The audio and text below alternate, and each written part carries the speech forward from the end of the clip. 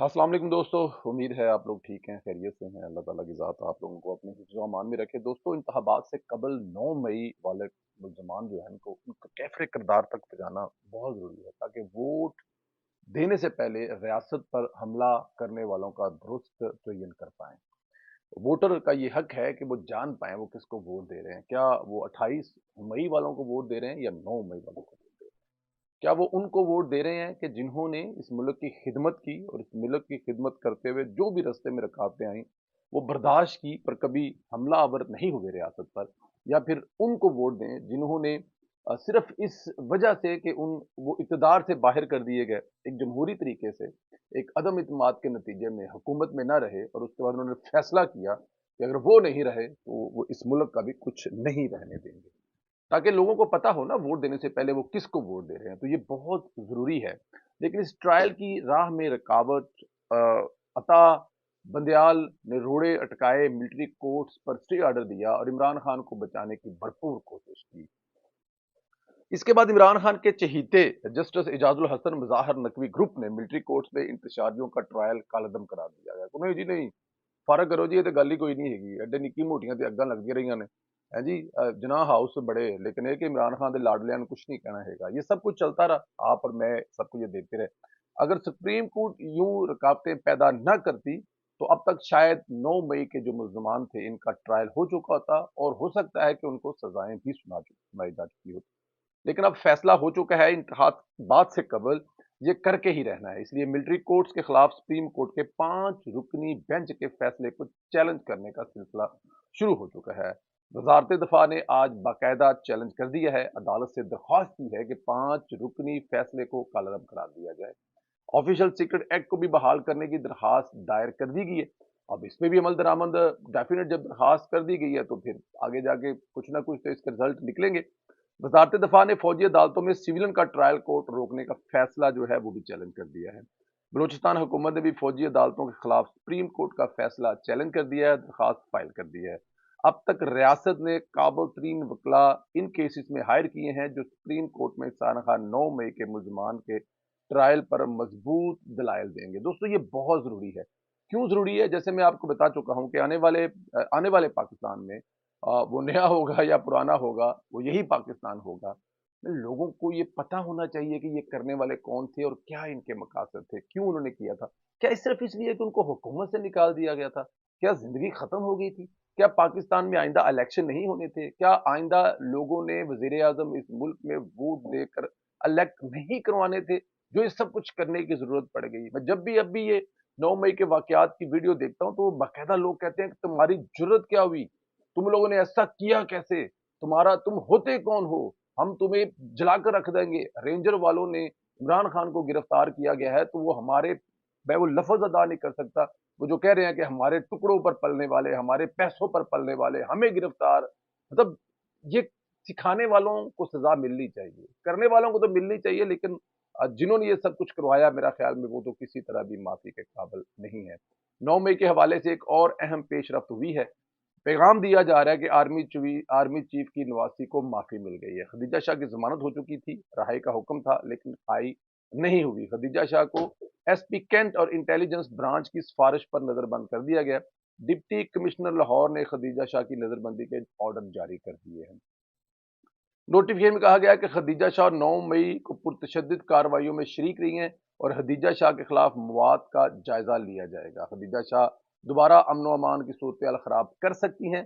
खदीजा शाह को 30 दिन के लिए नजरबंद कर दिया गया। रियासत पैगाम पास कर रही है कि रियासत पर हमला करने वालों को ईजी रिलीफ नहीं मिलेगा, उन्हें निशान इबरत बनाया जाएगा, ताकि आंदा कोई इमरान खान की तरह सियासत न करे जिसमें सिर्फ और सिर्फ नफरत हो, और उस नफरत में वो इस मुल्क के बच्चों को, इस मुल्क के नौजवानों को वरगला कर खदीजा शाह या सनम जवेद दोबारा बनाकर किसी रियासत के अदारे पर या किसी पर भी ऐसे हमलावर ना हो, सिर्फ इसलिए कि वो इमरान खान या कोई और आएगा और उसकी मोहब्बत में। लेकिन एक्चुअली यहाँ पर पता है मसाइल क्या है?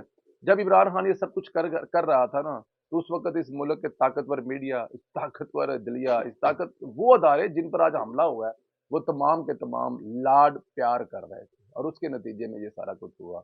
اگر یہ اسی طرح وہ کہا جا رہا ہے نا کہ اگر جو فیض آباد دھرنا تھا اس وقت اس کے جو کرانے والے تھے یا کرنے والے تھے ان کو اگر پکڑ لیا جاتا، جسٹس قاضی فائصہ کی رپورٹ پر عمل درآمد ہوتا تو شاید 9 مئی والا واقعہ نہ ہوتا.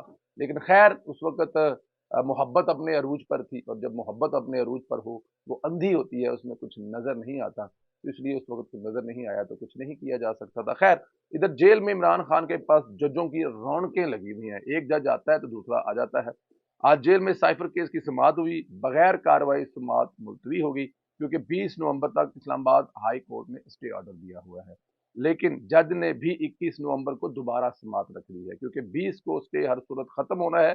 عدالت نے بس یہ فیصلہ کرنا ہے کہ ٹرائل اوپن کورٹ میں ہونا ہے یا پھر جیل میں ہونا ہے. جس تیزی سے یہ کیس چل رہا ہے، نومبر کے آخر تک یا دسمبر کے آغاز تک عمران خان کو میرے خیال میں باقاعدہ طور پر سزا سنا دی جائے گی، تاکہ عمران خان صاحب جو سائفر والا کیس ہے اس میں جو ایک قوم جو ہے وہ ٹرک کی بتی کے پیچھے لگی ہوئی ہے نا، وہ ختم ہونی چاہیے. کہ اگر واقعی ہی عمران خان نے سائفر لہرا کر اس ملک کے آئین کو توڑا ہے، اپنی حلف خود جو انہوں نے حلف لیا تھا اگر اس حلف کو بھی توڑا ہے، تو پھر میرے خیال میں عمران خان کو سزا ضرور ملنی چاہیے. معافی اس لیے نہیں ملنی چاہیے کہ اس سے پہلے ہوا نہیں، اور اگر سزا نہیں ملی تو شاید دوبارہ اس کے بعد پھر کوئی آنے والے وقت میں اٹھے گا اور اتنے اہم ڈاکومنٹ جن کے اوپر حلف لیا ہوا ہے کی پاسداری نہیں کرے گا، تو پھر اس پہ تو عمران خان کی سزا بنتی ہے. اور عمران خان کی سزا اس لیے دیکھیں، یہ سیاسی کیس اس لیے نہیں ہے کہ ان کے تمام ثبوت کیمروں میں موجود ہیں، چاہے وہ ان کی کرپشن ہو، اس کی آڈیو کال موجود ہے، چاہے وہ جو کر رہے تھے وہ موجود ہے، چاہے وہ ملک ریاض ہو، چاہے وہ بشرا بی بی ہو، چاہے عمران کوئی بھی ہو، پنکی پیرنی ہو یا وہ گوگی ہو یا عثمان بزار ہو، ایک ایک چیز عمران خان کے اپنے ساتھی جو ہے وہ گن گن کر بتا رہے ہیں. تو میرے خیال میں یہاں پر سزائیں نہ ہوئی تو پھر ریاست اپنے آپ کو بچانے کی تیاری کر لے. سائفر جج جیل سے نکلا تو تب نیب بشیر نیب کا جج جو ہے وہ بشیر آ گیا. عمران خان کے خلاف القادر ٹرسٹ کیس کی سماعت ہوئی، جج صاحب نے 21 نومبر تک نیب کو عمران خان سے تفتیش کرنے کی اجازت دے دی. اب نیب مزید 4 دن جیل میں عمران خان سے تفتیش کر سکتا ہے اور تب تک ضمانت کی درخواست بھی دائر نہیں ہو سکتی. ویسے بھی نیب ریفرنس تیار کر کے بیٹھا ہوا ہے، ممکن ہے چند دنوں میں نیب میں ریفرنس دائر کر دیے. یوں اس کیس میں بھی عمران خان کا باقاعدہ ٹرائل شروع ہو جائے گا. القادر ٹرسٹ کیس سائفر کیس سے بھی زیادہ خطرناک میں، اس میں عمران خان کو ایک طویل قید ہو سکتی ہے. القادر ٹرسٹ جو ہے نا، یہ بڑا دیکھیں ملک ریاض صاحب جو ہیں وہ اس میں پھنستے ہوئے نظر آ رہے ہیں. اگر وہ اس میں کسی جگہ پہ حکومت کی مدد نہیں کر رہے کہ یہ ساری گیم ہوئی کیا ہے. جو 190 ملین پاؤنڈ انگلینڈ سے آیا، تو انگلینڈ نے جو ملک ریاض صاحب کا پکڑا، جو وہ 2 نمبر طریقے سے یہاں پر لے کے گئے تھے، وہاں پہ انویسٹ کر رہے تھے یا وٹ ایور جو بھی کر رہے تھے، انہوں نے جب پکڑ لیا تو انہوں نے کہا یار یہ پیسہ جو ہے نا پاکستان کی غریب عوام کا ٹیکس پیئر کا پیسہ ہے، تو یہ یہاں پر 2 نمبر طریقے سے آیا ہے. چاہتے تو انگلینڈ والے قبضہ کر لیتے، ہوتا بھی یہی ہے، وہ تو دوسروں کے پیسے پر قبضہ کرنے کے لیے بیٹھے ہوئے ہیں. ملکوں پر قبضہ کر لیتے تو یہ پیسے کون سی بات تھی، لیکن ان کو اس غریب قوم پر ترس آیا اور وہ پیسے واپس کر دیے. اور جب وہ پیسے واپس آ دیے تو عمران خان صاحب نے ایک بند لفافے میں اپنی کیبنٹ سے یہ کہہ کر جی بس پاس کر دو، کچھ نہیں گا، پاس کر وہ ملک ریاض کو گفٹ کر دیا. اور پھر ملک ریاض نے اس کے بدلے میں کیا کیا وہ آپ کے سامنے ہے. انہوں نے ان کو زمین دی، ان کو یونیورسٹی بنا کے دی، القادر یونیورسٹی، اور بہت سارے دوسرے معاملات بھی کیے. شاید اس سے پہلے بھی عمران خان صاحب یہی سب کچھ کرتے رہے ہیں، لیکن اس دفعہ یہ کیس ان کے گلے پڑ گیا ہے. اچھا جی، ادھر سندھ میں پیپلز پارٹی کو سرپرائز کا سامنا کرنا پڑ رہا ہے. کل پی ٹی آئی کی اے وکٹ بشیر میمن صاحب نے گرائی ہے. کریم گبول جو سابق رکن صوبائی اسمبلی ہیں وہ نون لیگ میں شامل ہو چکے ہیں. پیپلز پارٹی کے حمایتی مظہر عباس نے کہا ہے کہ مجھے لگتا ہے کہ سندھ میں گڑبڑ ہونے جا رہی ہے. پیپلز پارٹی کے خلاف سندھ میں اتحاد بن نہیں رہے، بنوائے جا رہے ہیں. شہری علاقوں میں ایم کیو ایم کو وہ سیٹیں واپس دی جا رہی ہیں جو ان سے ماضی میں لی گئی تھی، جبکہ دیہی علاقوں میں پیپلز پارٹی کو کم کرنے کی کوشش کی جا رہی ہے. اور مظہر عباس صاحب کی یہ پریشانی بالکل درست بھی لگتی ہے. M Q M level playing field مل رہی ہے. اس کی وجہ یہ ہے کہ ایم کیو ایم کو الطاف حسین کی وجہ سے کافی نقصان پہنچا تھا، جس کا فائدہ اس وقت پاکستان پیپلز پارٹی کو ہوا تھا. اب چونکہ الطاف حسین کا ایم کیو ایم سے تعلق نہیں تو انہیں ان کا حق واپس مل رہا ہے. یہی پی پی کی پریشانی کی سب سے بڑی وجہ ہے.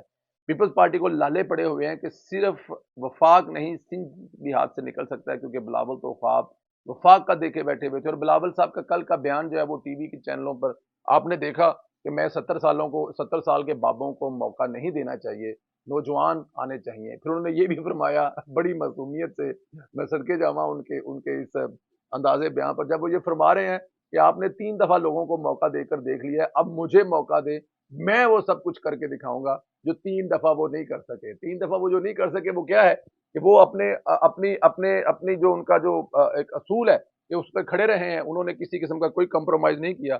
और बिलावल साहब कह रहे हैं जी कि मतलब कि मैं अपने बाबा की तरह जब कोई डील आएगी और उस डील में मैं 50% मांगूंगा और सामने वाला मुझे सिर्फ 10% देगा, तो आसफ अली जरदारी की तरह वो कहेंगे ठीक है जी 90% करप्शन आपकी हुई, मुझे 10% भी दे दो। तो उसका कहने का मतलब है कि जो आप कहेंगे मैं वो करूंगा, जो पिछले 70 साल जो 70 साल बाबे नहीं कर सके वो मैं करूंगा। तो इस दफा मुझे मौका देना चाहिए। लेकिन बिलावल भुट्टो जरदारी साहब जो है ये मौका आवाम से मांगना चाहिए, ये मौका आपको अपनी कारकर्दगी पर मांगना चाहिए, ये मौका आपको अपने बाप की कारकर्दगी पर मांगना चाहिए कि आपके बाप की हुकूमत में क्या हुआ।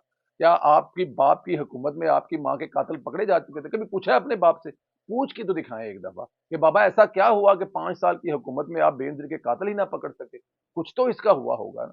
फिर रेंटल से लेकर फिर पता नहीं जो भी कहानियां हैं, ये लोगों को बताएं कि हमने कैसे रेंटल में पैसे कमाए। ये लोगों को बताएं कि 15 साल सिंध में हमारी हुकूमत होने के बावजूद किसी भी सिंध में कोई मेट्रो ट्राम बस हम क्यों ना चला सके। लोगों को बताया कि ट्रांसपोर्ट हम क्यों ना दे सके। लोगों को बताया कि कराची में आज भी गैलन माफिया है जो ट्रकों पर पानी लाद कर लाकर बेचता है। और पिछले 15 से 25 साल तक कुछ इलाके ऐसे हैं जिनकी टूटियों में पानी नहीं आया और कराची समंदर किनारे है। जितना मर्जी पानी साफ करके कराची की सड़कें भी धोएं तो पानी खत्म नहीं होना चाहिए। लेकिन ऐसी क्या वजूहत बनी कि बिलावल भुट्टो जरदारी साहब ऐसा कुछ ना हुआ। ये वो तमाम चीजें हैं, लोगों को बताएं, लोग आपको मौका देंगे, बेफिक्र हो जाए। अब लोगों से मौका लें, क्योंकि जिनसे मौका आप मांग रहे हैं वो इमरान खान साहब वाला जो प्रोजेक्ट था उसके बाद तोबा कर चुके हैं, कानों को हाथ लगा चुके हैं और दोनों तरफ से कानों को हाथ लगा चुके हैं कि अब वो किसी को मौका नहीं देंगे। अब जिसको मौका देंगे वो अवाम देंगे। और नवाज शरीफ भी अवाम के पास जा रहा है, वो बलोचिस्तान जा रहा है, वो सिंध जा रहा है, वो केपी के जा रहा है, हर जगह जा रहा है नवाज शरीफ। आप भी वहां जाएं, लोगों से बात करें, इलेक्टेबल से बात करें, उनके उनके साथ अपना कॉम्बिनेशन बनाएं, चैम्बर ऑफ कॉमर्स जाएं, बहुत सारी दूसरे लोगों से मिलें और लोगों के से मिलने के बाद जाएं फिर इलेक्शन की सूरत में मौका लें। लेकिन जहां से आप मौका ढांढने की कोशिश कर रहे हैं वो मौका देना अब बंद कर चुके हैं इमरान खान साहब वाले बुरे तजर्बेकार। अपना ख्याल रखें दोस्तों। और जो बिलावल भुट्टो जरदारी साहब मौका मांग रहे हैं, आपको क्या ख्याल है कि ये मौका उनको किससे मांगना चाहिए? उनको ये मौका उनसे मांगना चाहिए जिन्होंने इमरान खान को मौका दिया, या ये मौका उन्हें अवाम से मांगना चाहिए? इस सवाल का जवाब जरूर दें। अपना बहुत ज्यादा ख्याल रखें, यूट्यूब चैनल को जरूर सब्सक्राइब करें, बेल बेल आइकन को प्रेस करें और वीलॉग को ज्यादा से ज्यादा व्हाट्सएप ग्रुपों में प्लीज जरूर सेंड कर दें। और social media talk show 1 Facebook का पेज फॉलो करना मत भूलें। बहुत शुक्रिया, खुदा हाफिज।